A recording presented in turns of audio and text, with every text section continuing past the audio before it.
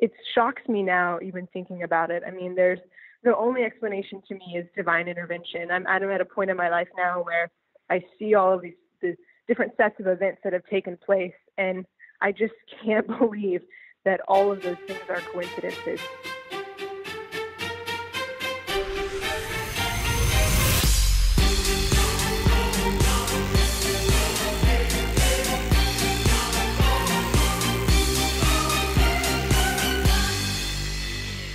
Welcome to episode 17 of the Man of Mastery podcast. This is the second part of the interview that started last week with Krav Maga coach Meredith Kirk. Last week we heard about the crazy, tragic, violent events that happened to Meredith and her family when she was a young lady. This week embodies the rest of the story in what she called divine intervention, this confluence of events that can happen to turn something extremely negative into something extremely positive. Meredith talks about the role that Chief Kirk stepped in to play in her life, about the joy and fulfillment and reward that she gets as a Krav Maga teacher, and also about her latest pursuit. Before we jump in, a couple things on what I'm taking away from this episode and the two-part story.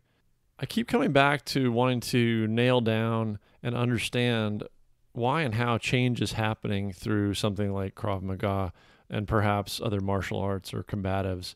Change and an opening of doors and thinking beyond just the explicit. And I think a few of those breadcrumbs are here. So some of the things mentioned are, in facilitating that change, it takes a mindset.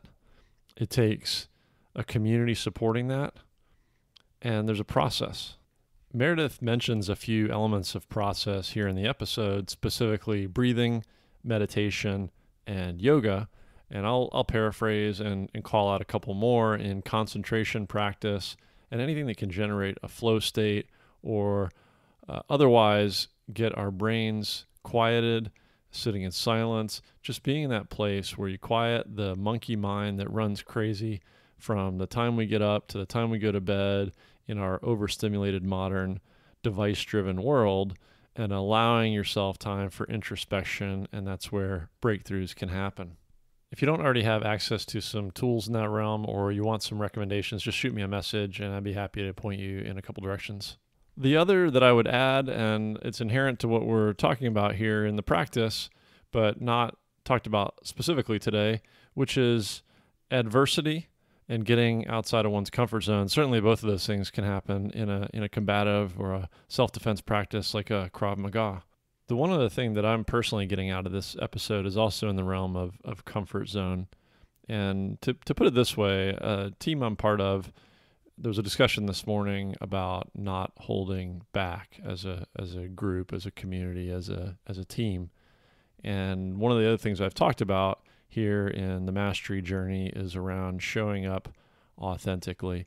I've thanked Meredith for her bravery in coming on and being willing to tell this story of tragedy and the void that left in her life of a father. I think it's important for me to mention that I have a similar void, albeit of far less dramatic or tragic origin. My father has not been part of my life for a very long time. And that is one of the driving reasons to the fatherhood and unconditional love and the pursuit in that element of mastery that permeates what I'm doing with this podcast and the website and the community. And it's also one reason that I just find Meredith and CJ's story so incredibly positive. With that, let's jump in, picking up from last week, where Meredith has talked about the horrible knife attack tragedy that shattered her family and relationships, and how she was practicing knife defense at Krav Maga, and it all came rushing back. But for whatever reason, maybe it was just the level of repetition and just being in there for an hour and a half, working the same knife defense over and over and over again. I'm not entirely sure what specifically it was that began to trigger that, but I started to have a very large emotional response. And it was very difficult for me to get through class. It was like having these flashbacks and this almost PTSD type of stuff where you're back in that moment and you're feeling that helplessness. You're seeing all that event again in your mind. And I would just break down And I didn't want to be that person that let that overcome them and let that guide everything I was doing. And I had reached out to him. I sent him an email and I said, "Hey, Chief, I would really like to talk to you after class." I didn't really give him a lot of information before. I was just like, "I'm kind of struggling with some of this stuff with our knife defense, and I would like to talk through it with you." And so he pulled me aside after class the next day, and we began to talk, and I shared, my experience with my biological father, my family issues growing up, and that, for whatever reason, this is becoming a challenge for me in class. And I know that I want to be here, and I know that I need to learn these things, but I don't know how to get past this. And, he gave me some great tools in terms of like managing breath, something that is a big part of really what we do in a lot of different elements of training here. And really, there was just something so special about that moment of me sharing that with him, where it wasn't like this pity, it wasn't him feeling sorry for me, but it was like in that moment, he truly knew me. And for whatever reason, he just decided that he was going to take this pursuit to be a father to me and be a dad in my life. And I was very reluctant. I thought it was very weird. He invited me. I think the first big effort he made was to spend Christmas Eve with their family and go to candlelight service at church and go to dinner, with him and his wife, his children, and their parents. And I wanted to go. Like, there's this part of me that's like, well, I want community, but I'm afraid to have community. And I also just thought it was strange that this random person was trying to be a dad to me. Right. But I kept showing up for it because, again, there's that part of me that's like, no, you want this, but you also really need it. And I kept showing up, and I was reluctant. I maybe wasn't always very nice to him. I maybe didn't always trust that, he was going to be careful with me and my emotions and my struggles in life, but he always was. And, over time, our relationship has just developed into this, honestly, this truly a father-daughter relationship in the most pure form. And it shocks me now, even thinking about it. I mean, there's the only explanation to me is divine intervention. I'm at a point in my life now where I see all of these different sets of events that have taken place, and I just can't believe that all of those things are coincidences. I think that there are certain things that happened in his life and certain things that happened in my life, and had those things not happened, we would have not ended up here together, and I wouldn't know really what it means to have the love of a father. I had rejected that I would ever know what that was like. I rejected it, and then I accepted it too. It was like, well, there's certain things I'm never going to get to experience. I'm never going to get to experience my dad saying, "I love you." I'm never going to get to experience a father walking me down the aisle. I'm never going to get to experience those types of things. And I accepted it, but I also had a lot of bitterness towards it. And so reaching a point in my life now where there's this man who knows me, like he just sees me for who I am, and he still loves me, and he wants to be a father to me no matter what. That has changed everything in my life. Sure. And I mean, so you talked earlier about, Krav Maga being kind of a doorway to all these other things in your life. For me, it truly was. All of this pain and all of this suffering led me to Krav Maga, which, yes, it gave me confidence. It gave me skills. It started to open the door to community, but ultimately it was this catalyst of a much more extreme change of finding love and accepting people and really finding just this incredible sense of what a community can be. A community, and for you, literally, a family. Yeah. I don't know how to sum it up any better than you just did. There's so many things that had to have happened in numerous people's lives to bring you there, and then to bring CJ into your life, and you into his family.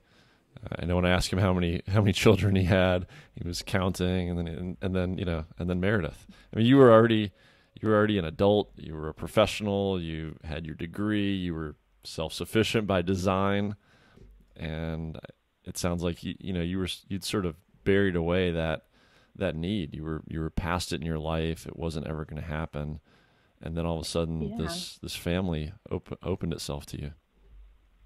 Yeah, I think, like you said, I still struggle with this now, is this idea, well, I'm an adult woman. Like, what do I got through most of my life without a father, why do I need that now? Those moments were very strong and very intense in the beginning. And what I quickly began to see was that there was this little girl inside of me she was still 12 years old, and she was still afraid, and she still wanted love. And it didn't matter how old I was, the desire for that relationship wasn't going to go away. And, as I've grown in this time, I began to realize how much I let my relationship with my biological father impact every other relationship in my life. And I never thought that a father and a daughter relationship was so impactful, right? And I know that sounds weird, judging from what I had experienced in my life. But because I had never really managed those emotions and worked through them, I just assumed that relationship was insignificant. And what I found is that relationship is maybe one of the most significant. And I mean, just being able to be with someone who really knows you, who still loves you, and is always going to support you. He tells me all the time, he's like, I'm here for whatever you need. And again, there's this adult in me that's like, but I'm an adult, I don't need that. And it's still a struggle in some ways, but I'm working through that. But he would tell me that stuff from the beginning, from day one. It didn't matter how reluctant I was. He would always say to me, Meredith, you're like my daughter. Meredith, I'm like your dad. And I'd be like, what? No, you're not. This is really strange. And, I remember you're nothing like my biological father. I know. I'm like, what are you talking about? And it was Father's Day, actually. And I had been asked to share a little bit about my story, my relationship with CJ at church. And so I had talked in, and, it was just this ugly crying mess, but I wanted to do something more special for him. I didn't want it to just be this weird public acknowledgement. And so I had written him a letter, really just stating how much he meant to me and how grateful I was, and really reaching that point where I was accepting his pursuit to be my father, and that I couldn't be more happy or more honored to be the person that he was giving that to. I've heard some of that. I know it was a very emotional testimony. Yeah. And when later that night, I got home and had spent most of the day with him. And I got home that night and I called him on the phone. And again, I'm still crying. I think I cried that whole day. I called him on the phone and we're talking. And I just remember saying to him, like, can I call you Dad? And he was like, oh my goodness, I've just been waiting for that. And so it was this really beautiful moment of me finally releasing all of this anger and all of this judgment, and allowing these walls to break down and to open me up to one of the most vital relationships in my life, and accepting it and realizing how much I really loved him as well. Not just that he loved me, but that I was capable of giving that love back, which is something I didn't necessarily think that I could do. And so it was really beautiful. And a couple months later, he was driving up to San Antonio, and he called me on the way there, and we're talking, and that's when he had asked if I would take his name and be, officially his daughter, in more of like that legal sense. And of course I cried again. And I was like, I would love that. I was like, I wanted to ask you the same thing, but I thought it would be weird. And so, we've just had moment after moment where these really significant and powerful things that just really impact the way that we interact with each other, but also the way that, I'm interacting with the world. So, I went through that process and I changed my name. And so Meredith Kirk is now my official name. And it's like this beautiful new identity in a sense. Not that my identity is built on him, but that my identity now, it's built on a much greater love that I ever knew existed. And again, I mentioned that divine intervention earlier. I'm a born again Christian. It's something that I feel very strongly about and, and pursuing now in other ways. But that greater love isn't just the love for me of this physical earthly father, but it's a greater gift from God, and the love that he's bestowed upon me. So that identity for me, taking his name, it's an identity of just this greater love and wanting to live in a way that honors that, the love given to me in so many different ways. Yeah, it's truly a beautiful story. It's horrible to hear that you had to go through that suffering to get to such a wonderful place that you're in now. But it's absolutely amazing. It's such a great reminder now that people know you as Meredith Kirk about what all that embodies and what it means to you and to your family, in CJ's family. But as you said, something much more powerful and divine. And I really appreciate your bravery and your willingness to open up and share such an incredible story. And again, it's such a terrible thing for anyone, particularly a child, to have to go through. But it is an odd, twisted path that's brought you to what now is an incredible place and something that you're joined with CJ not only in family now, but in business and this mission that you're on with Krav Maga. Back to maybe where we started, CJ mentioned that this is something, for whatever reason, that seems to open so many doors beyond the explicit. So your story is certainly unique, but what's not unique is now you've put a lot of this passion into being a coach for others. And I mean, talk about that a little bit. I'm an observer in it, but I feel like what you guys are doing is making similar types of transformations, whatever people's individual stories and background and struggles are. I mean, you're bringing sort of similar sea change to your students and the folks in your community there. Yeah, I think that's one of the most incredible things about being an instructor, is being able to witness that change in someone. And sometimes it's just a little bit at a time, and then there are these moments where you can see much larger breakthroughs. And sometimes it's not something they've told you about. Sometimes it is. But I think the most incredible thing is just being a small part of change in that person's life. And, I've had moments where I'm like, okay, I'm going to try really hard because I know this person really needs help. And then I've had moments where someone has approached me and told me something that I said in class 3 weeks earlier and how much it benefited them and helped them in a relationship with their spouse. And I'm like, what? I mean, it's absurd, just the things that happen in a training environment where you're surrounded by this incredible community of like-minded people that are all there for the same reason. And you take Krav Maga, you take the principles that you're learning in Krav, and you begin to look at that in the light of your own life. And I think that's where that transformation begins to happen, is combined with a mindset and then the community to help follow through. And, one thing that I try to do as an instructor is to make contact with each person in the room. And sometimes it's really challenging at night when we have 30, 40 people and you only have an hour to reach all those people with what you're training them in. But to me, it's so important for each person in my class to know that I care that they're there and I want them there. When they don't come to class, I send them an email and I said, where were you? But to let them know that there's something really powerful that can happen here when you show up and when you put in the effort. And I know that it's not me that's doing anything, It's truly the process that kind of takes over. But just to be a part of that is something really special. And I hope that I can continue to be a part of for a long time.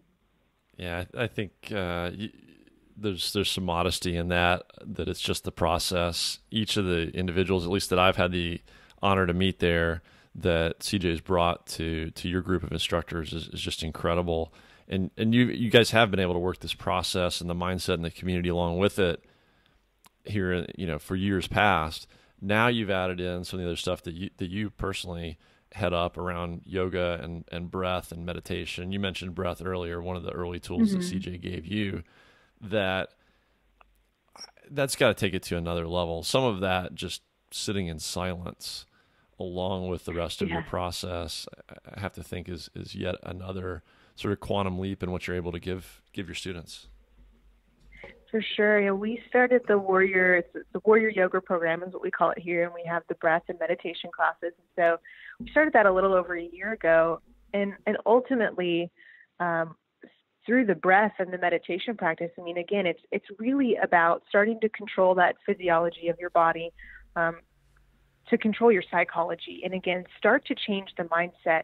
But that has to start with awareness of the problem, or the awareness of whatever thing needs to be brought to light, and then finding the tools of focus and concentration to really begin to notice when those things are coming up. From, like, for example, I mentioned earlier, self-defeating behavior of anger. For me, it's like, okay, I need to be aware of when that anger is starting to take over. And if I'm not paying attention, if I'm not focused, if I don't know what's going on in my body physically, it's very easy for that to start to take over my mindset. So breath is such a huge, really, really powerful tool to begin to manage those types of things. And so that's something that we teach there in those classes as well. And then, like you said, meditation, just sitting with yourself. That's so challenging, to sit down and not talk, not have anything playing, but just sitting. A lot of really incredible things can come up in that time. And so just the power of breath, the power of a seated silent meditation, a reflective work, that's another element, like you said, that we're just kind of layering on to the things that are already happening in a Krav Maga class. It's just happening in a different context, and doing that through breath, meditation, and yoga. Yeah, those were some new tools for me. And so much harder than just throwing elbows and knees for an hour. Oh, yeah. Right? To sit in silence, to reflect, to see what's going on in your crazy mind, and to try to just let it go and quiet that and get some perspective on things. It's an incredible tool set that you guys are layering on. I know I've taken up a good bit of your time already. I don't want to run out here at the end, but what's next? What's next for you? What's next for Krav Maga Houston? How are you guys extending the community? It seems like it's grown incredibly just over the last 2-3 years that I've been able to see it. Where are you guys headed next with it? I guess just on a more general, I don't mean to be so general with this answer, but I mean, just to be able to impact as many people as possible. And whether that is through, we have the online newsletter, through growing the schools. There's so many different ways for that to happen. And I know that there are some specific things that CJ is working towards right now to make that happen. But I mean, the most important part is changing people's lives. And if we can continue to do that as an organization, and I can continue to play a role in that, that to me is the most important thing. And so I guess what that looks like on a personal level is, I really want to continue through the Krav Maga Worldwide instructor certification program. I want to reach a point where I have more information and more knowledge to be able to share with other people that can powerfully change their lives. That to me is more meaningful than, I guess, any other thing. Is just making a change in someone else's lives, being able to communicate that there are all these things in our life that can take over. And until we begin to recognize those things and kind of die to the things really that aren't serving us, until we do that, we can't really live fully.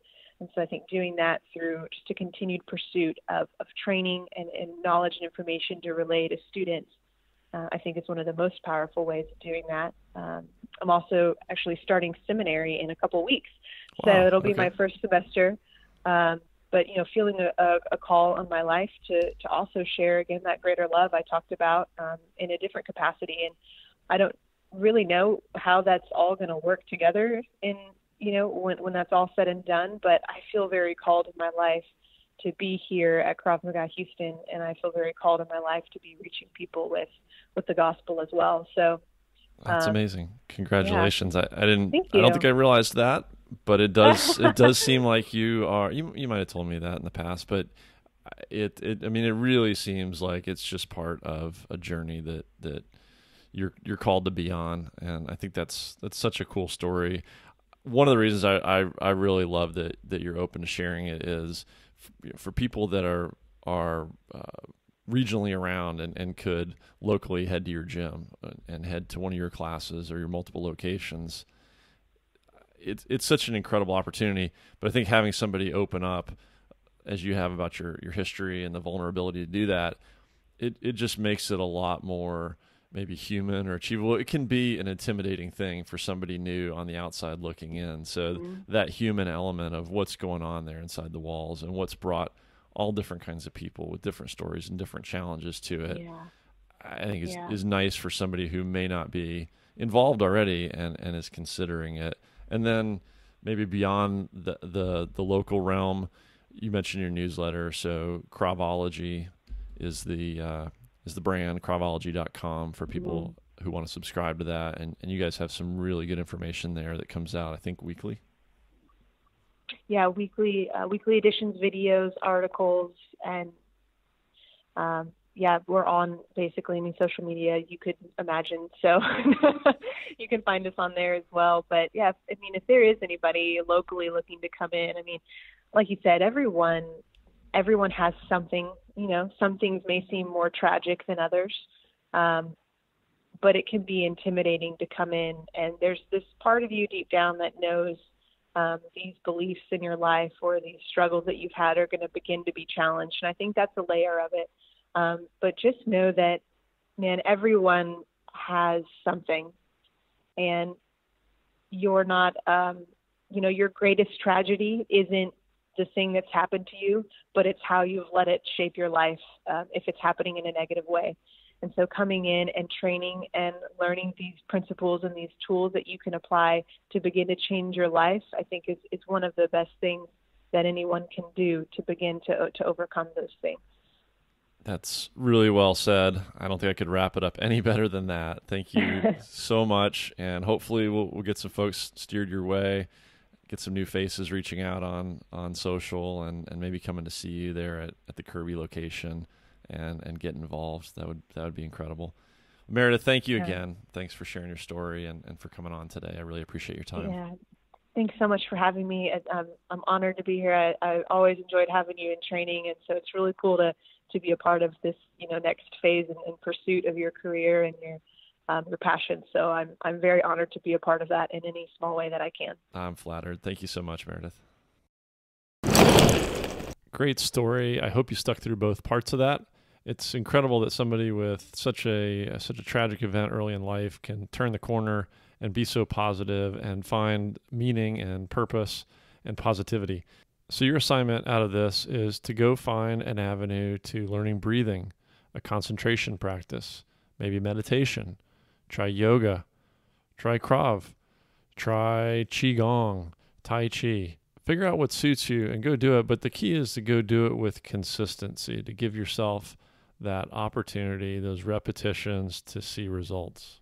For more on that and this episode, head over to the website at manofmastery.com/017 and reach out to me there or through Instagram if you have any questions about putting some of these things to practice. That's it for this week. Tune in next week where we'll talk about leadership, culture, and effective teams, lessons learned from the nonprofit world and the military world, and how you can apply those in the business world.